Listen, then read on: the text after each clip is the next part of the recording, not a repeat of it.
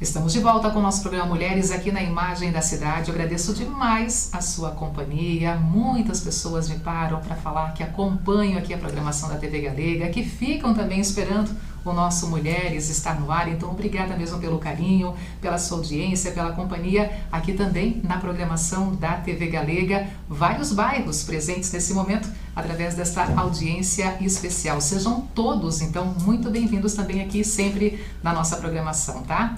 Vamos falar mais uma vez sobre o autismo? Em várias oportunidades, esse tema ganha destaque, ganha atenção aqui no Mulheres. E hoje, para falar sobre um projeto bonito, que veio para ficar aqui na nossa cidade, necessário, e que bom que teve essa visão especial também para esse projeto. Eu estou falando do Ágape. E comigo aqui, a Simone Gadotti, que é a coordenadora do projeto Ágape. Seja bem-vinda para falar desse projeto hoje aqui na nossa TV Galega. Tudo bem, Simone? Tudo ótimo. Obrigada novamente pelo convite.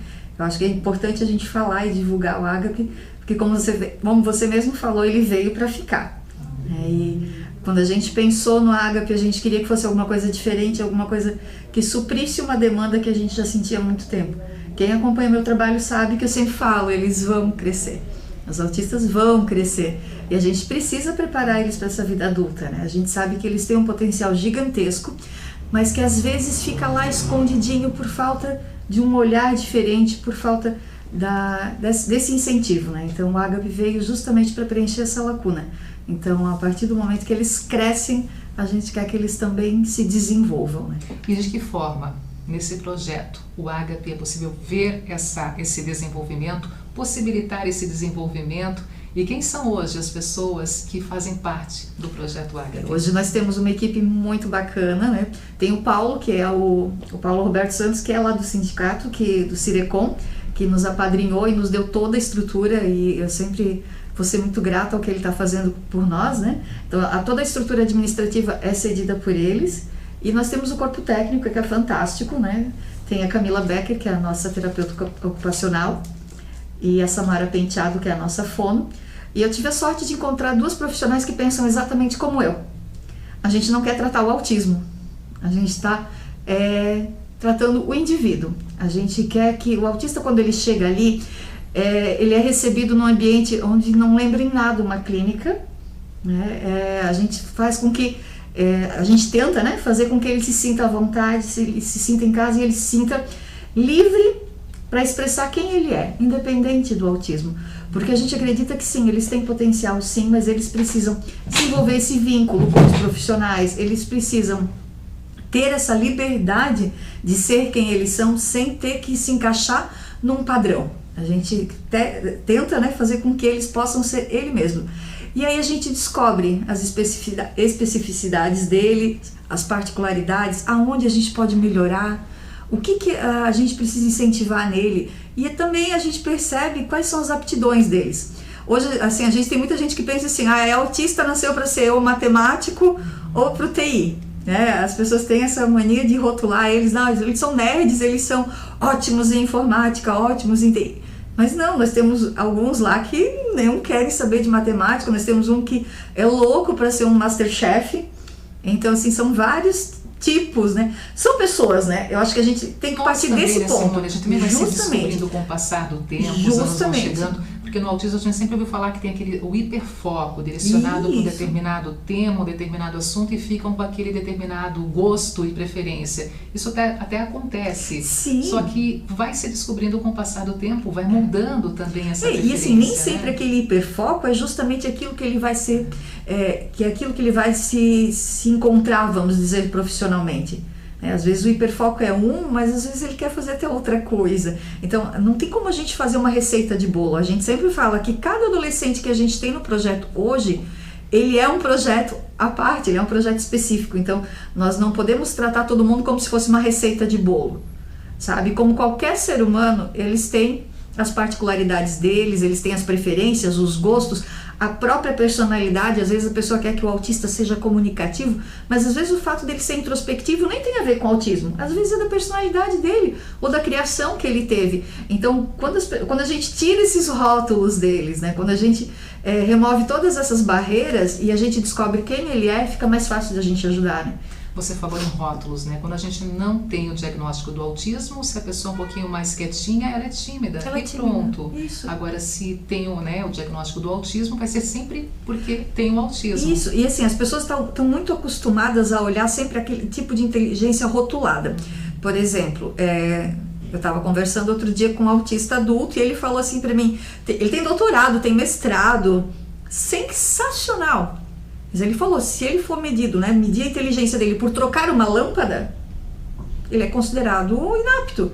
Porque ele, por mais inteligente que ele seja, trocar uma lâmpada é uma coisa muito difícil para ele. Então tudo bem, para isso a gente tem eletricista. Então as pessoas precisam parar, né, de achar que todo mundo tem que ser inteligente da mesma maneira. Tem pessoas que são inteligentíssimas em física, matemática, mas não conseguem entender o português. Não consegue entender a diferença do mim e do eu, e tá tudo bem, ninguém precisa ser bom em tudo. E quando a gente fala de autismo, é importantíssimo que as pessoas entendam isso. E parar de achar que todo autista é um gênio, porque imagina o peso, a responsabilidade desse adolescente ou dessa criança sendo cobrada de ser um gênio, né? Então a gente precisa ter eu acho que essa sensibilidade de olhar para eles e ver muito mais além do que um diagnóstico, né? E essa sensibilidade passa pelo projeto Ágape, que ele veio de uma necessidade da família Gadotti, podemos colocar assim? As crianças cresceram? Sim, para mim assim, sempre foi muito natural. Quando os meninos eram menores, eu estava mais focada na inclusão escolar, Piquenique, né? Da inclusão. No piquenique da inclusão. Quantas oportunidades em que naquele momento era possível e gostoso e prazeroso fazer aglomeração, né? Ai, que saudade do aglomero. Então, assim, conforme eles vão crescendo, a gente vai percebendo as necessidades, né? E essa sempre foi uma preocupação minha, de qualquer mãe de autista que você perguntar, sempre fica naquela, e quando acabar a escola? O que a gente vai fazer? Como que a gente vai preparar eles para o mercado de trabalho? Porque eles têm capacidade? Tem, mas eles têm algumas necessidades que precisam ser trabalhadas, sim. Eles precisam aprender a conviver com todas você sabe, você já trabalha há muito tempo, você sabe que nem tudo são rosas, que às vezes tem aqueles conflitos. Então aprender a lidar com conflitos, aprender a dominar a ansiedade deles, né?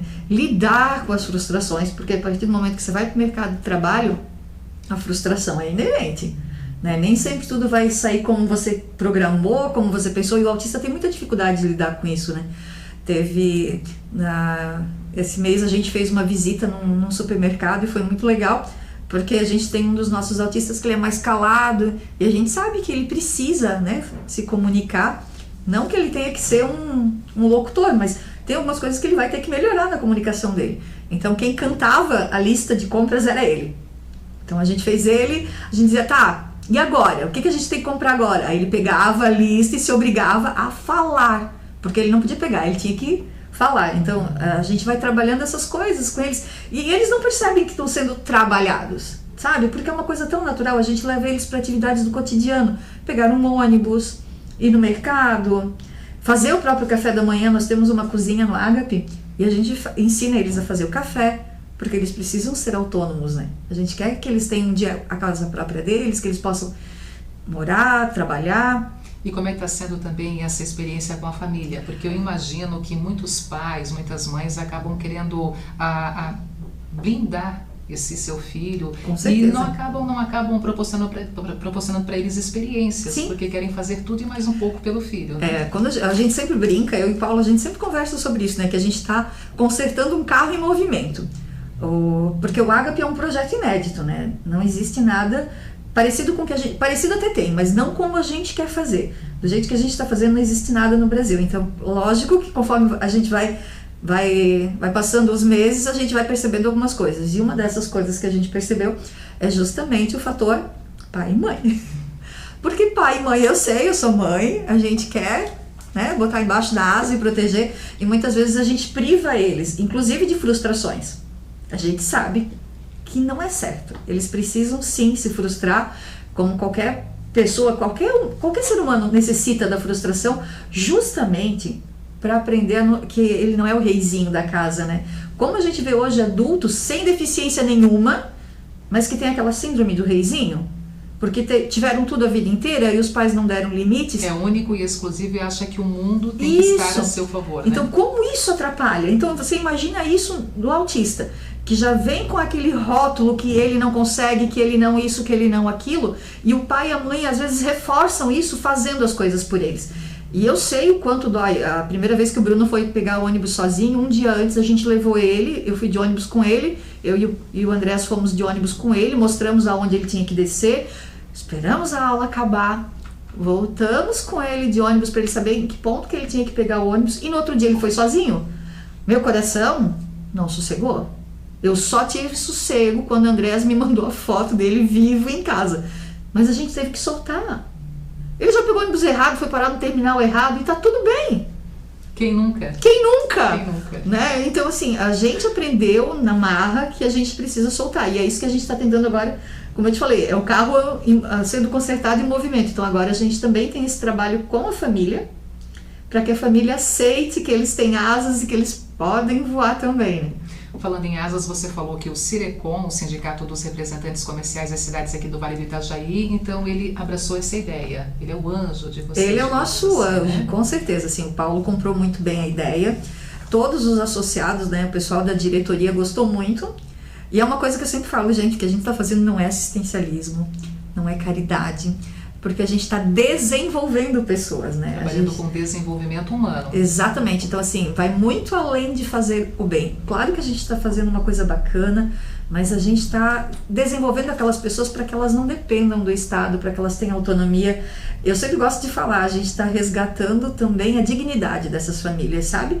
Porque a partir do momento que você, né, você se vê rendendo, você se vê incluído no mercado de trabalho, como isso dá satisfação pra gente? Eu vejo o meu filho, cada vez que a gente agora sai para almoçar, ele, mamãe, eu vou fazer um pix pra ti do valor. Hoje mesmo a gente estava almoçando e ele pegou, mamãe, eu quero pagar meu almoço, aí ele pegou e fez um pix pra mim.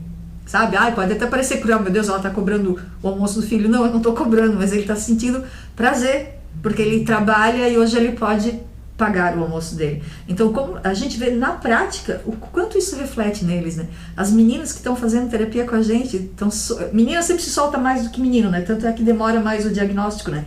A gente mas não percebe. Mas existe esse diagnóstico no universo feminino. Sim, né? Mas é bem difícil, justamente porque elas mascaram muito os sintomas, né? A menina, ela tem que se virar, né? Desde cedo a gente tem que se virar, né?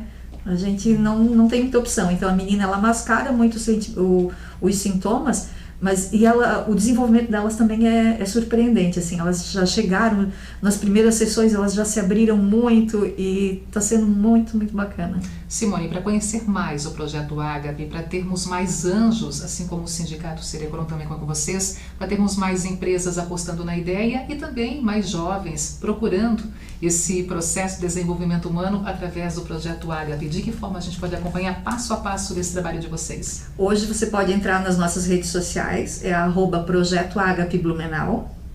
Lá tem todas as informações. No Instagram tem o Linktree, né? Que tem todos os links para as nossas redes. Pode também entrar em contato direto no meu celular. É o 999474566. Ou pode vir lá no Cirecom, né?